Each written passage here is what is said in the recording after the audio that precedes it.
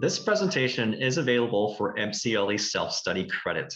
If you would like to receive credit, you must take 3 actions. First, click the Show More text below on our YouTube page. The text will expand and show a link to download the handout materials.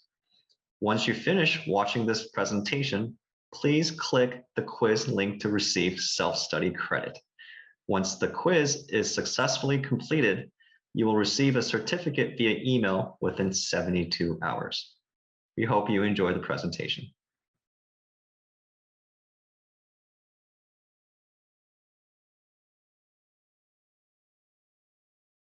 Good afternoon, everyone. Thank you for joining us today. For those of you who are just joining us, my name is Hayward Cho, and I am the General Manager of ADR Services, Inc. I will also be acting as your MC and host for the day. Before we move on to the next program, I would like to take a brief moment to remind you of a few housekeeping items. First, written materials are available on our website at adrservices.com. I will also post it on the chat function periodically throughout the presentation. Your CLE certificates will be sent via email by end of day tomorrow. You do not need to sign in. Your attendance is automatically captured through your Zoom. Programs are being recorded and will be made available for self-study MCLE credit on our YouTube channel. You can attend some or all programs today and claim credit for any that you attend. Submit any questions through the Q&A function below. And for any technical questions, please feel free to email us at mcle@adrservices.com. Now, please allow me to introduce our next speakers, Geri Green and Maggie Levy, who will present on bias disruptors, implicit bias and mediation. Geri Green has been a full-time mediator and discovery referee since 2015, mediating cases in the areas of personal injury, malpractice, employment, business, real estate, construction defect, insurance coverage, and civil rights. Geri has served as a mediator, settlement officer, and discovery judge pro tem for San Francisco, Contra Costa, and Marin Superior Courts, the 3rd District Court of Appeal, and the Eastern District. As a litigator, she worked on both sides of the aisle, trying more than 100 cases and authoring hundreds of appeals. She is a frequent presenter on ADR and discovery-related issues and works with business leaders developing sexual harassment training protocols. She is a founding member of the Bay Area Legal Incubator Brain Trust, developing programs on ADR and business development. Geri has extensive training and experience in conflict resolution, trauma, and cross-cultural competency, and holds an LLM in international law. Now, Maggie Levy is best known for her expertise in mediating insurance bad faith, insurance coverage, and ERISA cases, including ERISA class actions involving retirement and pension plans. She has extensive experience in litigating and mediating cases involving life, health, and disability insurance, healthcare plans, long-term care insurance, accidental death and dismemberment insurance, and homeowners insurance. She has been lead counsel in more than 25 trials and has also handled numerous appeals, resulting in more than a dozen published opinions. Her background and expertise have made her a skilled and effective mediator. She is a compassionate listener who inspires trust and confidence and establishes a rapport with both individual and corporate clients. She thinks outside the box and crafts creative solutions that lead to settlement. Geri and Maggie, passing it to you. Thanks, Hayward.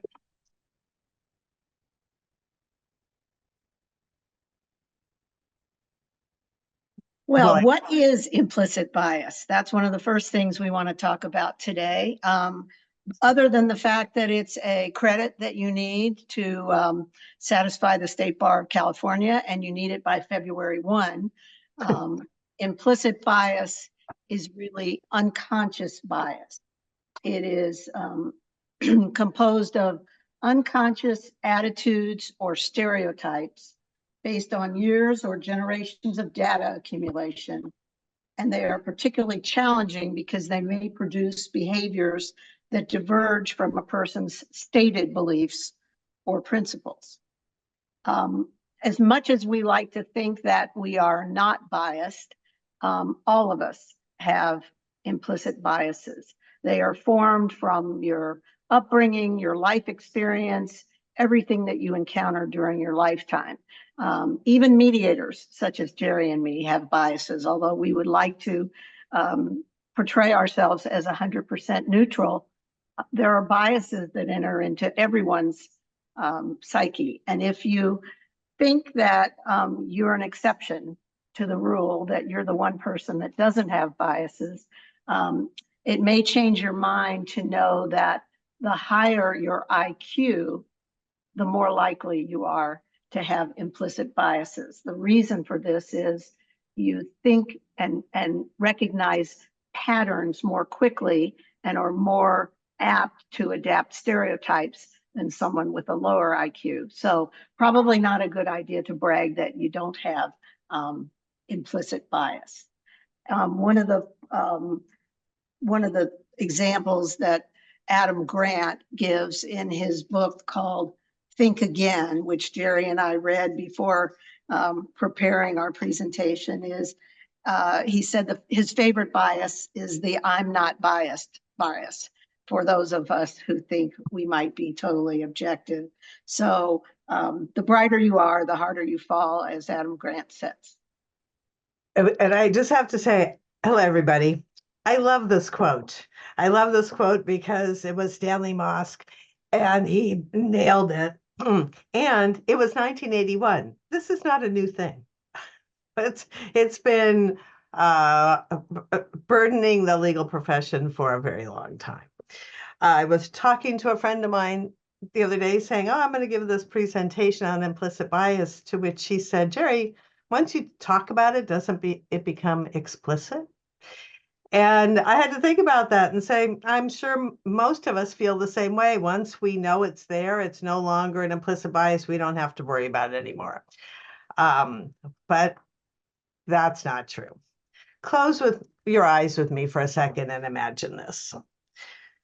You're racing to get on a flight to Detroit to represent your clients at the United Auto Workers negotiation. It's a crisp fall day when you land in Detroit. You jump in your Uber, you go up the elevator, run into the crowded, sweaty conference room, and all 25 people there look up. Next, imagine this. You're at dinner with an old law school buddy. The man at the next table to you gets down on his knee and asks his partner, Michael, will you marry me? Suddenly the whole room goes quiet. The dishes stop clanging. The waitstaff halts mid-stride. The diners swallow, and we all hold our breaths and listen for the answer. When Michael whispered, yes, I will, the restaurant breaks out in a teary-eyed applause. Well, open your eyes now. How many of those people at the negotiating table were women? And was the restaurant a Waffle House in Alabama or Mississippi? I encourage you to watch Jon Stewart's Intolerance Off, where he takes and films people walking through Alabama and Mississippi in 1917 to show how the people in those states responded. It's a fascinating show. And we've included the links at the end of this PowerPoint. Another exercise, visualize you're a commuter in Washington, D.C., and you are going through the metro station at 7 a.m. and there's a man in jeans and a sweatshirt playing the violin, and he sounds really good. He's playing a violin concerto, and he's got his violin case open, and busy commuters are rushing by him. A few children stop to listen, but nobody really pays a lot of attention. If you open your eyes, how many of you think that it was Joshua Bell, the famous concert violinist, giving a free concert at 7 a.m. in the metro in DC? It's an example of seeing what we expect to see, or having certain biases that, oh, that can't possibly be anybody famous, because why would they be playing the violin at 7 a.m. in the metro station instead of in a famous concert hall? They're also included in the links at the end of our presentation is a video that shows this experiment. And then 7 years later, Joshua Bell did the same thing, only this time he announced it in advance and the metro station was standing room only. So it's okay if not, if you didn't go to those places. In fact, it's perfectly normal. Our experiences, not our wishes, frame our understanding of the world. And our brains are lazy. They want to use algorithms and follow the patterns, just like Facebook. And when things don't fit the pattern, we react. Our brain takes over and says this isn't right, and this challenges our core beliefs. We use our past experiences to identify and create these patterns so that we can make predictions about what we believe will happen in the immediate future.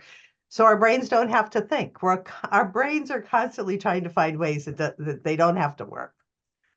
Well, that's why the smarter we are, the more patterns we have, and the more we rely on them. Look, the brain is an incredible machine. It even created a prefrontal cortex when it realized it needed more RAM. But when it encounters an unexpected or unfamiliar situation, idea, or being, the amygdala is triggered. That's the primitive lizard brain that sidesteps rational thought and goes right to fight or flight. Then the amygdala signals the hypothalamus to fire up the hypothalamic pituitary axis where the brain and endocrine systems intersect, causing our adrenal glands to push out cortisol. You know, the stuff that makes belly fat and high blood pressure. That is the stress response, and we are not in control of it. You can't tell your body not to do it. It's just going to happen. And it happens in a matter of milliseconds before you can consciously think, gee, that's nice to see that the great people in the great state of Alabama might recognize the rights of two people to marry whomever they love. Don't get me wrong, that stress response to the unexpected and unfamiliar has kept us humans alive for millions of years. It kept us from falling prey to grizzly bears when we saw those cute grizzly bear cubs in the woods. If it were me, I would have wandered off, and it took me a long time to realize I was in danger, but my amygdala knows this isn't right and gets me out of there. Hopefully. But today in modern society, my amygdala is still active, and it's still responding to things it doesn't recognize, things it doesn't agree with, things that it finds challenge its core. It doesn't shut off just because we want it to. It's incapable of reason or discretion. It's like a machine. It will always do the same thing when given the same stimulation. It is forever programmed. When stressed, respond. And too often, it's the unfamiliar and unexpected trigger it, even when those things are not a threat. Meet Stanley. We are not alone. It's not just humans who have this response and have this way of dealing with the world. Dogs, it turns out, have a 6-month window from the time they are born to take in all information that it shouldn't be afraid of. When I started training dogs, we learned that it was important to expose them to every possible situation during those 6 months, so they avoid fear before their physiological brain creates a fear response. So we spend time at parades, protests, buses, through every neighborhood, trains, planes, boats, riding on skateboards, surfboards, elevators, and countless visits to Home Depot, so that Stanley would get familiarized with all of these different things. But we missed something. We missed motorcycle covers blowing in the wind. He loves motorcycles because we took him on motorcycles as when he was a puppy. But when he sees a motorcycle cover blowing in the wind, he freaks out. His trauma response kicks in and he's off to the races. No matter what we do, we cannot help him understand that the wiggling motorcycle cover is not a threat, because once his fear response kicked in at 6 months, it became a trigger forevermore. Maggie, do you have, or we could call, or a bias? Stanley's biased against motorcycle covers. Do you have things your dog's biased about? Yes, my dog, Daisy May, has definite biases. Cats, squirrels, but she didn't have the benefit of the training because I rescued her. And so I don't know what her first formative 6 months were like, but I can tell you that the fact that one day when we were out for a walk and she saw a plastic bag blowing in the wind, it was something new, it was something different, and she was afraid of it. That fear response automatically kicked in, just like it did for Stanley with the cover on the motorcycle blowing in the wind. And similarly, not a fear response, but I suppose I'd call it a predator response. One day while walking Daisy May on the leash, she dove under a neighbor's car and came out with a squirrel, and I mean a live squirrel, in her mouth. And I screamed. She dropped the squirrel and it ran off. So it was not, no squirrels were harmed during the filming of this incident. But now every time we walk by that particular car, she looks underneath to see if there's a squirrel there, because that's her expectation. That's her bias formed by her experience. So we can see that these instinctual things come without any intent on our part. So we go to the next slide. Valerie Alexander, in her TED Talk on unconscious bias, talks about the need to visualize what you're going to be walking into beforehand and visualize alternatives to what you automatically think would happen. Like, for instance, going into the UAW negotiation, if you think about it before you walk in and think about all the different options for who might be there, that will help. Because really what the problem is, our failure of imagination causes us to react when we see something we haven't anticipated or expected. Interestingly, when I Googled failure of imagination, this is what came up, because that is what we think of as a failure of imagination, and actually, or the result. And actually, it's an apt analysis. If we overcome biases by imagining other scenarios, just like with a military exercise and imagination and preparation. If we can't imagine others' lives and times, we can only perceive that they are not like us. They don't think like us, may not look like us, do not follow the same rules. They don't observe perhaps the same God. They might be a different party. They might be Ukrainian, they might be Russian, they might be black or white. On and on the list goes, encompassing everyone, but maybe our mothers. The rest is dehumanization. It is the nucleus of every conflict. The other becomes the enemy. The further things are from us, the more imagination we need to move beyond what we know about our brains and how they identify and create patterns. We don't have any patterns. We just know there are others. We need to imagine. We've created tools to process what we experience, like language, stereotypes, assumptions on how people will behave. But they're just our imagination as it stands right now. We need to expand our idea base, just like Stanley, unfortunately, should have expanded his idea base to include covers of motorcycles. We're limited by our experience. In his book, Nicholas Taleb's the book, The Black Swan, he says our over-reliance on the past to predict the future means that it's hard to imagine a black swan if all we've seen are white swans. I think that works as well in business as it does in every other facet of our lives. We can only imagine what we know. We have to increase our field of vision. So the tools we use to make these patterns and rely on these patterns, we call instincts, habits, and assumptions. Maggie? Right. So instincts are innate, typically fixed patterns of behavior in response to certain stimuli.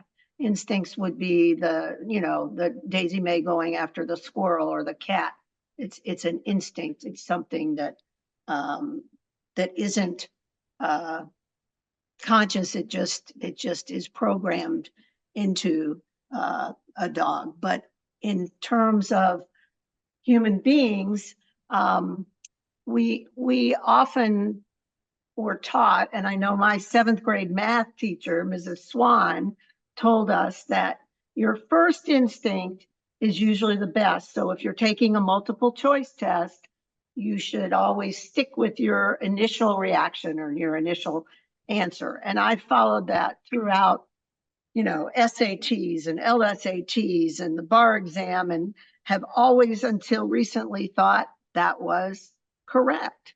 But studies, numerous studies have been done where people change their answers. And as it turns out, the first instinct bias is a fallacy, because more often than not, when you change your answer, it is changed to the correct answer, not to an incorrect answer.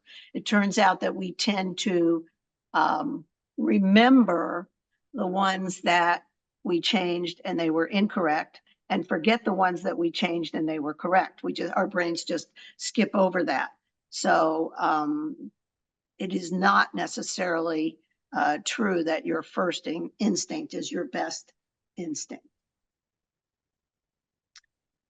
And habits. Talk about and habits. Well, habits are settled or regular tendency or practice, especially one that is hard to give up. It could be sweets, it could be cigarettes, it could be alcohol. But in terms of the examples we talked about earlier, Daisy and the squirrel, the fact that she only saw the squirrel once doesn't stop her habit of checking underneath that car each time to make sure that she's not missing a squirrel on that particular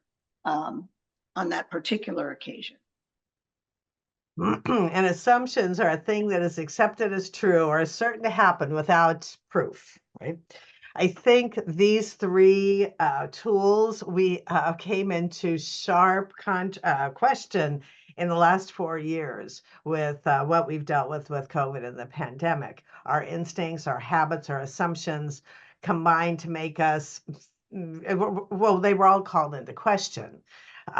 We have instincts as herd animals. We want to be around other people. We fought to be able to be around other people. It felt very uncomfortable not to do that. We had a habit of not wearing masks. I just go out. I look at people's micro expressions on their face to figure out what they're trying to tell me. I can't figure it out when they're wearing a mask on. I've never had to wear one. Why do I have to wear one? But there are also assumptions that we made as a result. For instance, I was very early in the COVID thing and got very, very sick. And I was very, very cautious as a result. I didn't understand people that weren't cautious. I didn't understand people that didn't wear masks, because if you knew what I do, why wouldn't you want to wear a mask? And I naturally assumed people that didn't want to wear masks there was something wrong with them, right? And then I had a friend who never got sick, somebody I respected, tremendously. She was never sick, and she didn't even have a cold during the last 4 years. She didn't understand what all the hullabaloo was about. And finally, I realized, oh, our assumptions are built on our experiences, and her experience was far different than mine. So of course she would have a different analysis and come up with a different way of dealing with this. Patterns, they're patterns. So if the smarter you are, the more you fall into it, the more you believe what you believe, and think other people perhaps just don't get it. And as we mentioned earlier, these patterns, we talked about the higher your IQ, the more likely you're to fall into them.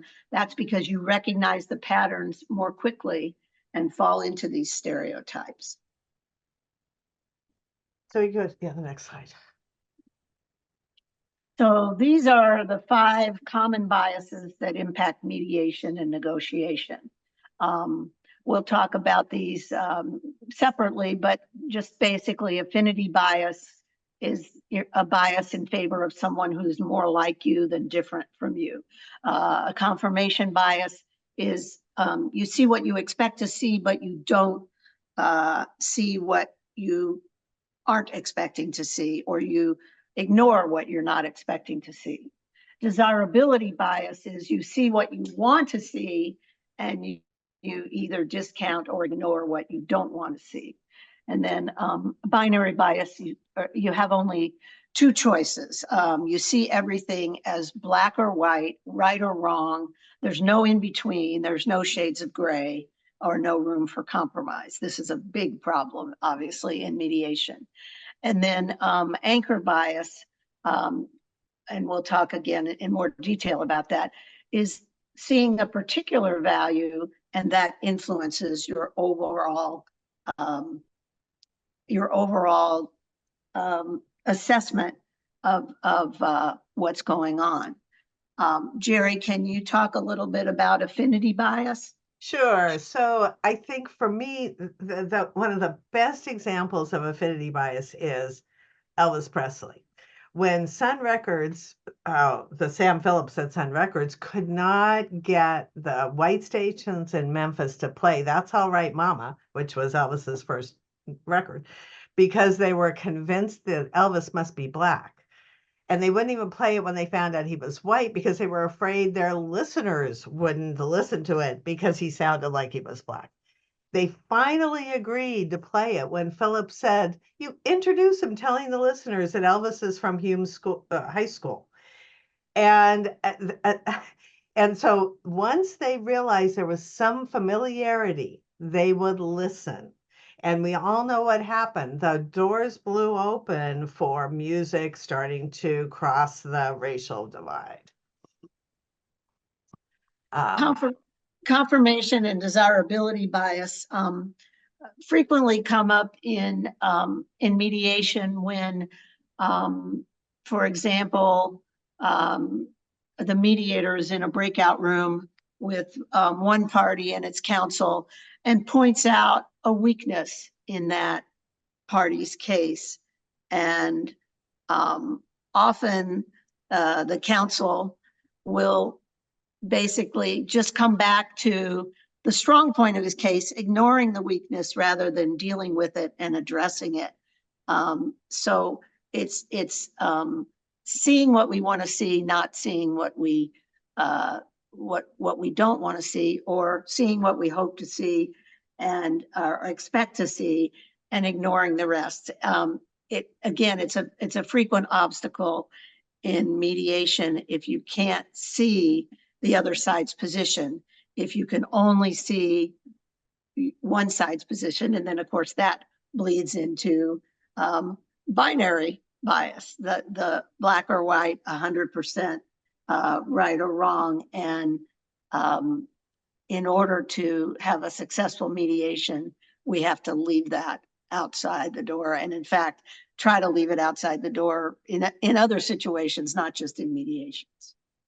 So I think all three of these biases were, we've just seen the effect of all three of them together. The October 7th attack in Israel was for sure a failure of imagination. But if you dig into it and see that even when the women analysts that were gathering intel on what was going to happen brought the 40-page report to their superiors and said, "This is what's going to happen," the superiors they didn't expect to see that. No, that would never happen. They didn't want to see it. No, we'd rather do something else. So they didn't do anything. So this is how all three biases can play together to have disastrous results. Go ahead. If you can go back to the previous slide. Well, it's okay. Okay. Nope, the other way. There we go. In terms of affinity bias, we've listed, and there are far more than what we've listed, but we've listed some of the more common ones. And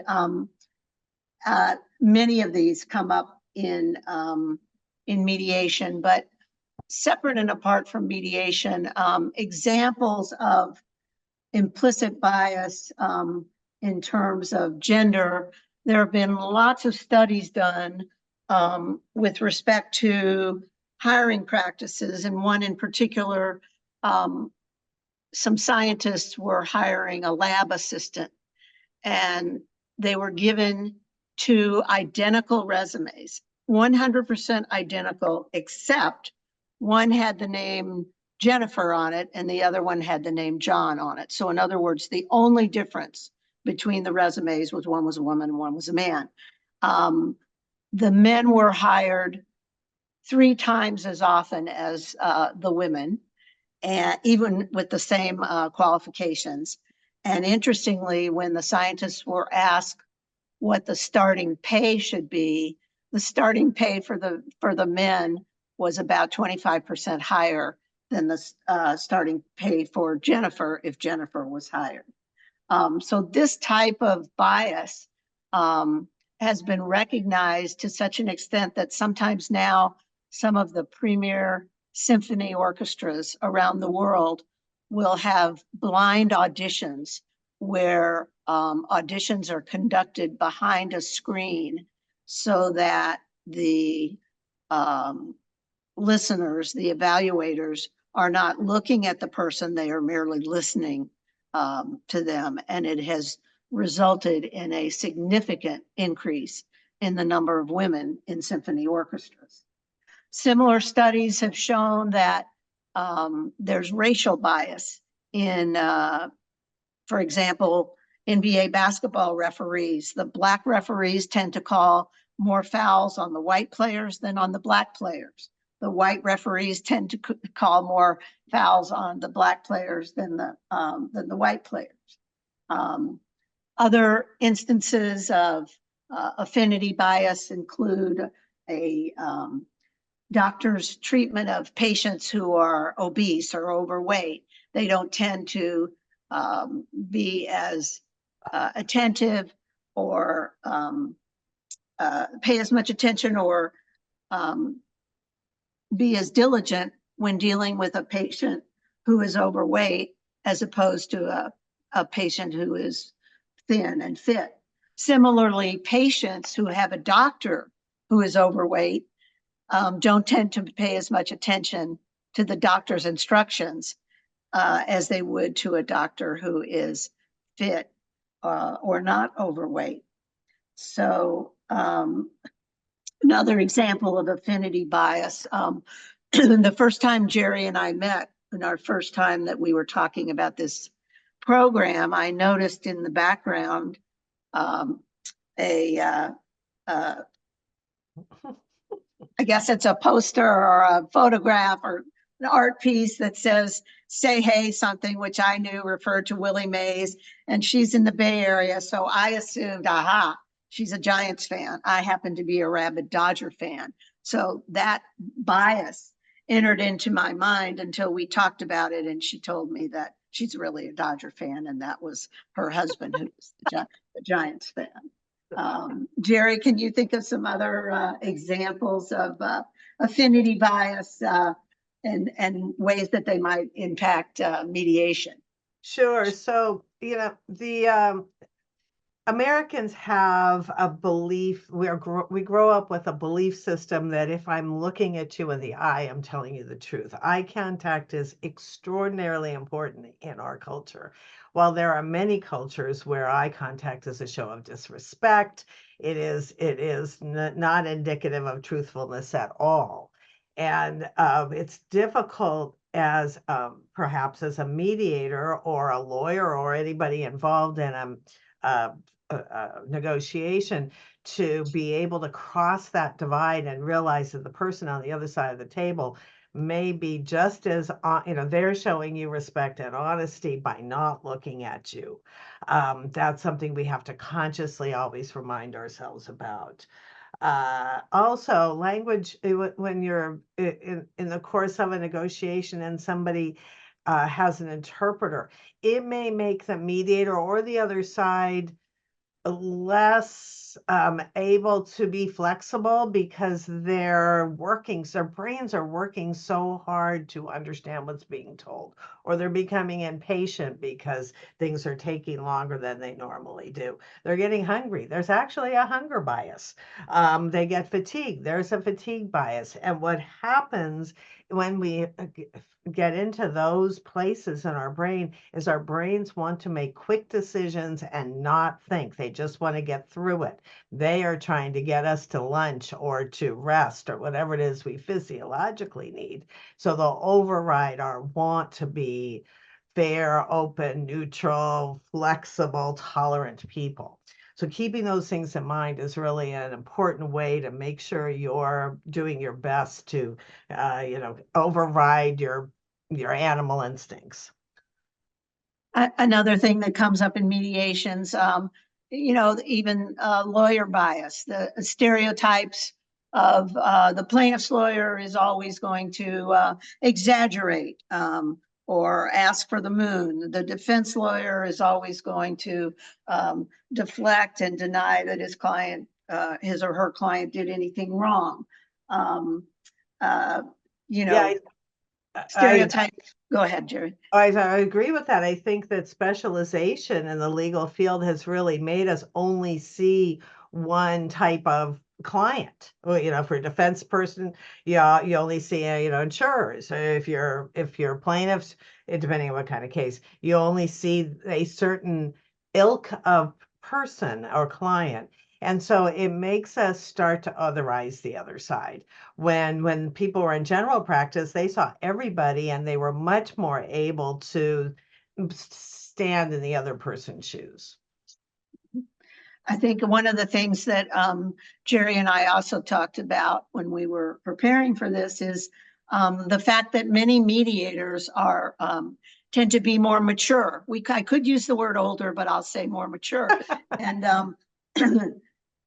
perhaps that is a bias in terms of people thinking that, well, because mediators are more mature, they have more life experience, more legal experience, more expertise in settling cases, but that may not be true. There may be situations where a younger mediator could relate better to a client. So again, that's a bias that also operates. There are just so many to talk about, and but this gives you an idea of some of the ones that can pop up in a mediation.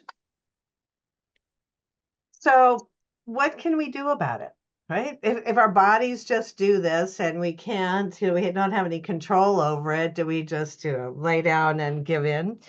Well, Adam Grant has an interesting perspective in his book, Think Again. He says we should rethink. We should think more like scientists and less like preachers, prosecutors, and politicians. Let me explain. When confronted with the unexpected, unfamiliar thought, idea, concept, our brains automatically slip into and think about it. Does this happen to you? Being the preacher that has to, talk everybody into the idea. I am right, and this is why, and let me get you, get you all on board here, or we cross into the prosecutor where we're cross-examining the person. No, you're wrong. This, and this, and this show you're wrong. Or, maybe you're a politician type that says, I want to make everybody happy, and let's just flip-flop back and forth until we find one of these to be right answers. Whereas the scientist says, well, maybe that hypothesis is right. Maybe it's wrong. Let's gather data.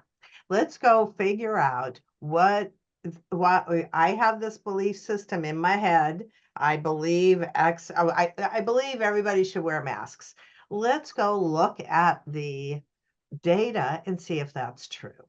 He says, if we start thinking like that every time a thought that might be controversial comes in our mind, and instead of preaching or prosecuting, we go, this is a hypothesis. let's see if it's true. Let's gather data that you're going to do two things. One, have a better, more informed answer. And two, you have now made your rational brain kick in, and instead of your amygdala, and you now get to be in control of what you think, not your amygdala, which is then you can start making decisions based on ration and reason instead of flight or fight.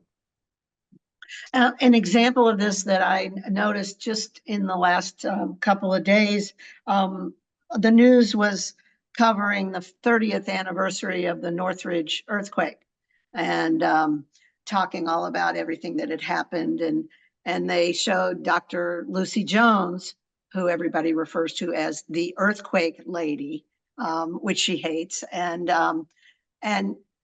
you can tell that she's a true scientist, because as Geri said, she talked about all the things that happened in the Northridge earthquake that were not expected, that were not what they predicted. But she was excited about this. It was an opportunity to learn more. It wasn't that she was depressed or dejected that it had disproved all of the theories that seismologists had held for years and years. It was an opportunity to learn and to move on and test new hypotheses. So that was the true way of scientific thinking.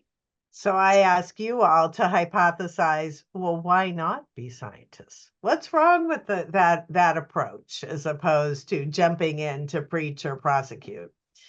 I have a question in the idea of gathering data. Do you think, Maggie, that mediations being virtual has had an effect on your ability to think like a scientist and or engage in mediation? Has a virtual world changed things?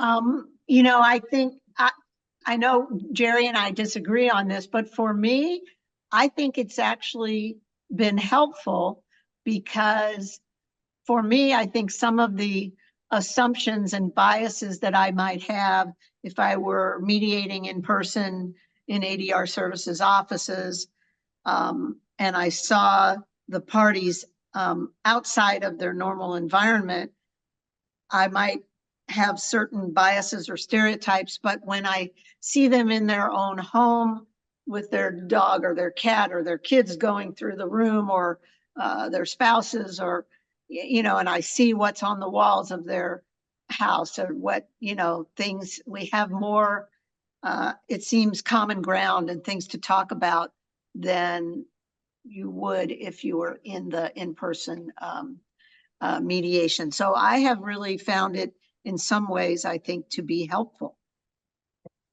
Well, I know you have a little bit of a different view on that. Yeah, I think that's true. I think that as a scientist, though, we have to recognize that if you're thinking like a scientist, you have to recognize that you're actually getting less data because we're two dimensions, so we don't get micro expressions, pheromones, or anything else.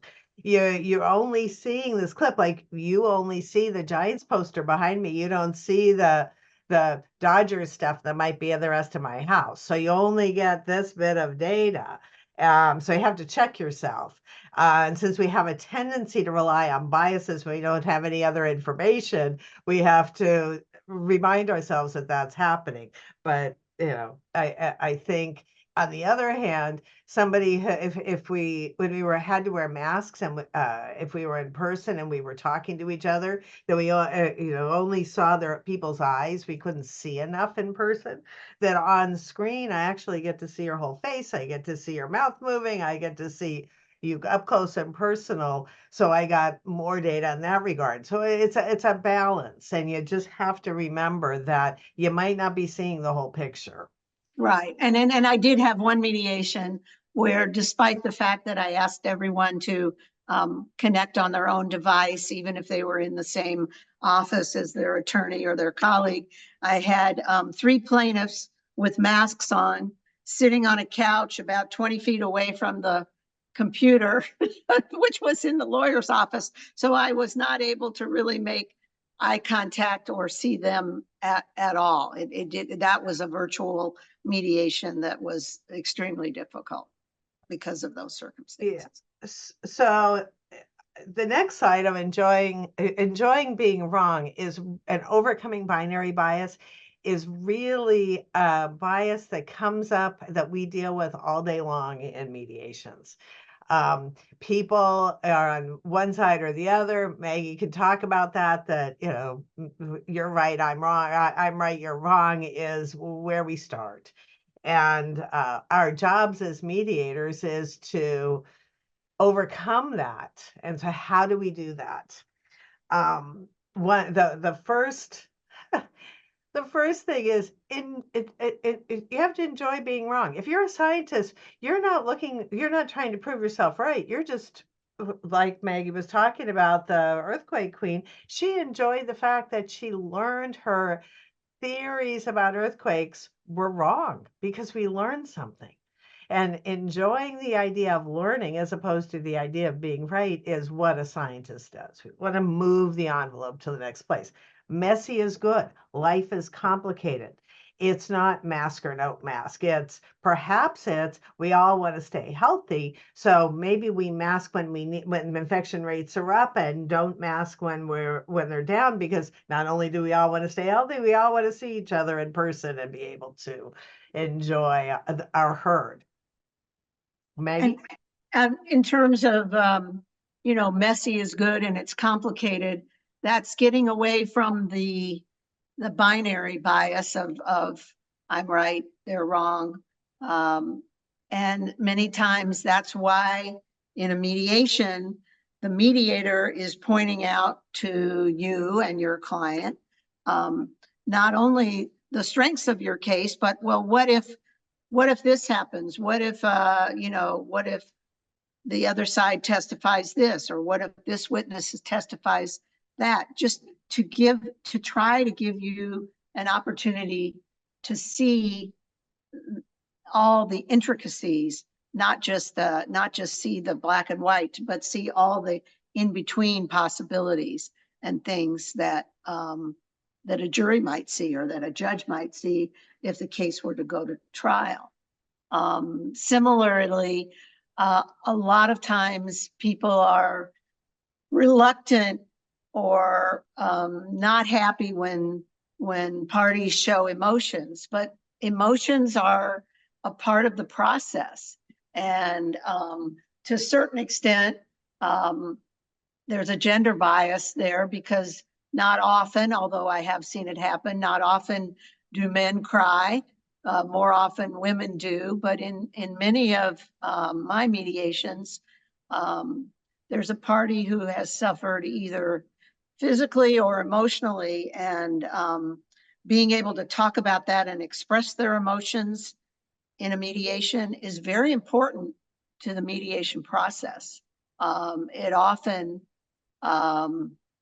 gets the party off of the sheer dollars back and forth and the right and wrong, but the feeling of being heard and being able to express what the conflict has meant to them. So it's okay to have that, and that shouldn't be discouraged in mediation. You shouldn't, you know, if you're representing your client, and, you know, don't be embarrassed if your client cries or your client gets angry, because those are emotions and they're part of the process. And one way to talking to yourself as well as others is to think about and overcoming a binary bias is to ask, you know, use the how questions as opposed to the why questions. Why is, you know, it causes people to become defensive and turn into preacher prosecutor, whereas how questions, how might that change? How might that be different? How did you arrive at that conclusion? Makes them go into their rational brain and yourself too, and not trigger your amygdala fight or flight response. You can ask yourself and your opposite number, What might change your mind? What's going to change? What information could you get that might change your mind? And what information could they get that might change theirs? Then you start talking about the complexities as opposed to you're right, I'm wrong.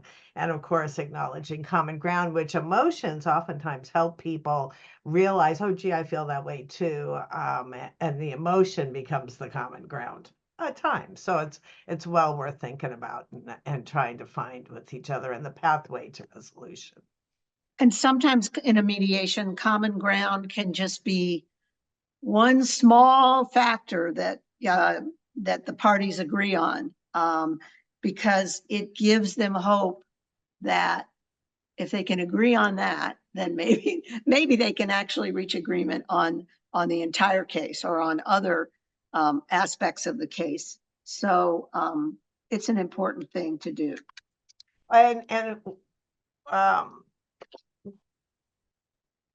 Yeah, so we can move on. Let's move on to the next slide. Did we? Oh yeah. Oh, good. So this is anchor bias. We skipped over this earlier. Maggie, you had a story about your book club and anchor bias.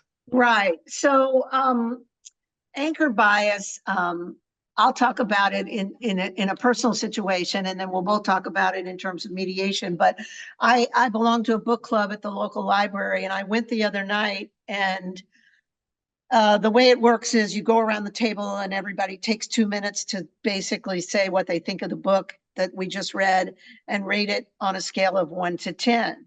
And in my mind, when they said that, I said to myself, I didn't think the book was very good. I'm going to rate it 3 or 4. Well, the first 4 people before me thought the book was a 10. They thought it was the greatest book they'd ever read. And the author was wonderful. And they can't wait to read other books by the author. And I was like thinking, oh my, what's wrong with me?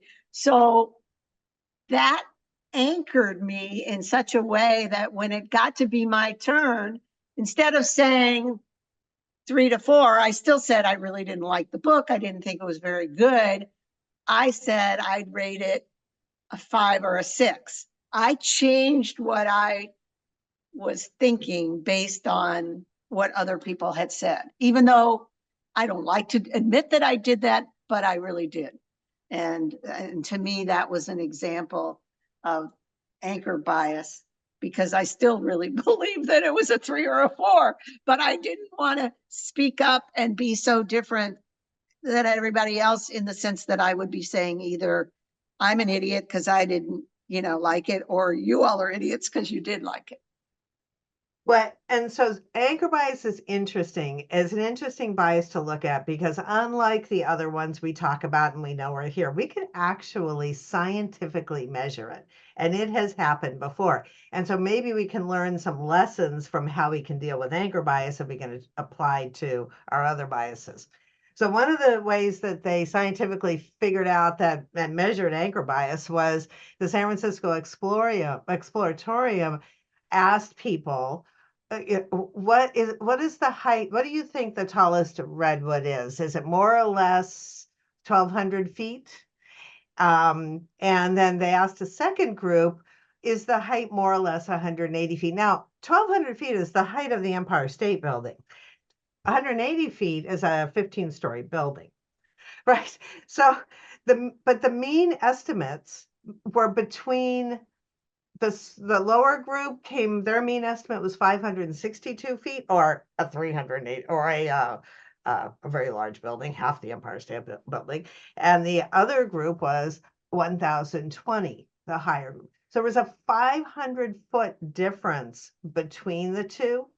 Redwoods are actually, the tallest one's only 380 feet. So the anchor had what they found to be like a 40% difference, that it made a tremendous effect on them. Similarly, German judges in a test were given, with 15 years experience each, were given the job of sentencing a shoplifter. They were told, sentence a shoplifter after throwing this die. The die was weighted to come up with 3 or 9. The judges that got the die, at the 3 die, sentenced to 5 months. The judges that got the 9 die, sentenced to 8 months on average. So their brains were completely hijacked, even though they have their own method of doing things. The die changed their minds. But how do you stop your brain from being hijacked? I mean, if you're in a mediation and the other side comes in with an outrageous offer, what do you do? And historically, the argument had been, well, you can storm out, you can threaten to storm out, which, might be a response.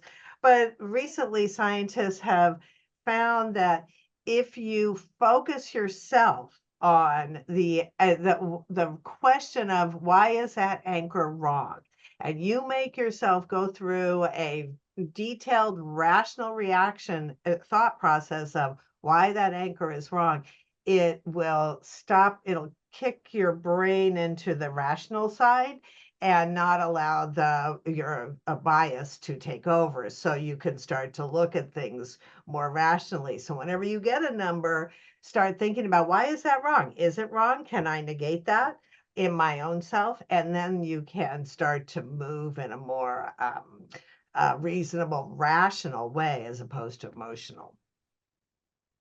And keep in mind that, I mean, most of my mediations, the plaintiff will start off with a demand that's 2 million, and then the defendant will say, that's outrageous. This case isn't worth anything. It's not even a 6-figure case. And then they'll come back with $2,500. And then, we do the dance back and forth. But if parties were to rethink that and actually think about offering something closer to what they believe the real value of the case is, I think mediations could go more smoothly. It may even shock you to get out of the assumption or the bias that the plaintiff has to make a demand, and have the defendant make the first move, have the defendant create the anchor by making an offer before there's a demand. Certain things, can really sort of disrupt the process. But one of the, I think, best examples of an anchor that I see is I frequently hear from one side, well, we're not gonna pay 6 figures, which means that everybody interprets means they'll pay $99,999 and they don't want to pay 100, but we really know it means they'll pay 100. And the other side saying, we're not going to take anything less than 6 figures. And then the case settles for right around $100,000. So, how do we bust this bias loop, Maggie?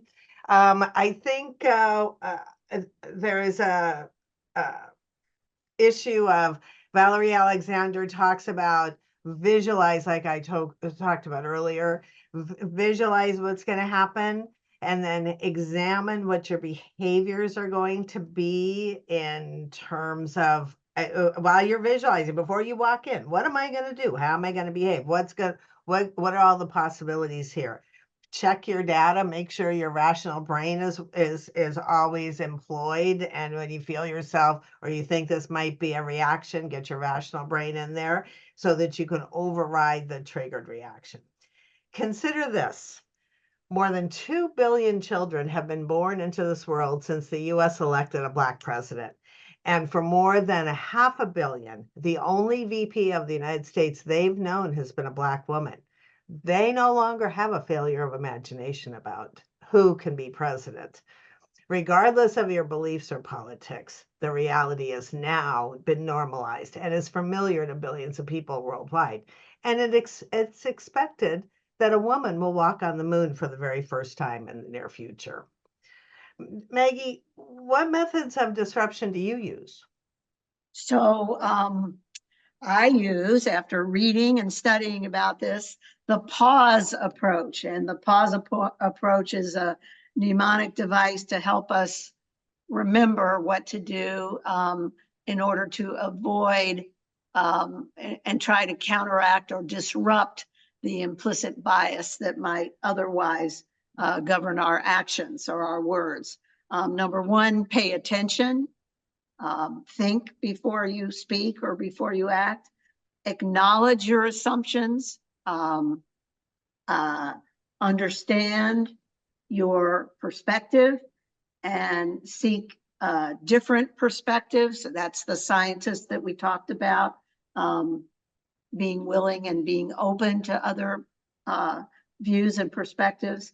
And then after you've done all these things, examine your options and make a decision. And I think if you can try to remember to do those things, it's a big step in the direction of disrupting unconscious or implicit bias. So remember Stanley? He knows there is a motorcycle with a cover around a particular corner on our walk. It is a tight turn and he can't ignore that it's there or walk around it as a safe distance. But we trained him by feeding him lots of treats as he walked by that motorcycle day after day after day to challenge his hypothesis that it's a bad thing. So now on his own, he stops just before turning the corner, steeling himself for the fact that he will have to confront his arch nemesis. He thinks about it, or sometimes even puffs his chest up and trots by knowing that on the other side he will receive a treat. I like to think he is visualizing, examining his possible responses and overriding his amygdala so he can get the treat at the end. Even Stanley pauses. Well, Stanley pauses. I'm not so confident about Daisy May, but hopefully she will do the same. But if Stanley can do it, I think we can do it. And I hope all of us make the effort to do it. So visualize now before we turn off. Has the power of talking about this made a difference? Is that pilot on the plane going to Detroit black? Is the mime in the train station that you encounter actually Stephen Colbert? Is the mediator a woman? All right. Well, thank you, Geri and Maggie. I love the pictures of your dogs. They're beautiful. ADR Services, Inc. has been your unwavering partner in alternative dispute resolution. But as the world changed, so did we. From virtual and hybrid hearings to our ongoing on-demand CLE program, ADR Services, Inc. continues to keep resolution and legal education at the forefront, woman-owned and operated from the start. There is someone for every situation. We are ADR Services, Inc.